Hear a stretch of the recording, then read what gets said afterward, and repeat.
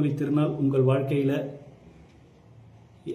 அனைத்து விதமான கவலைகளும் துக்கங்களும் நீங்கி மகிழ்ச்சி என்னும் நல்ல ஒரு திருநாளாக அமையணும் அப்படின்னு நான் இறைவன்கிட்ட பிரார்த்திக்கின்றேன். இந்த தீபாவளி திருநாள் நீங்கள் புதிய ஆடைகள் வாங்கியிருப்பீங்க, பட்டாசு வெடிப்பொருள் வாங்கியிருப்பீங்க.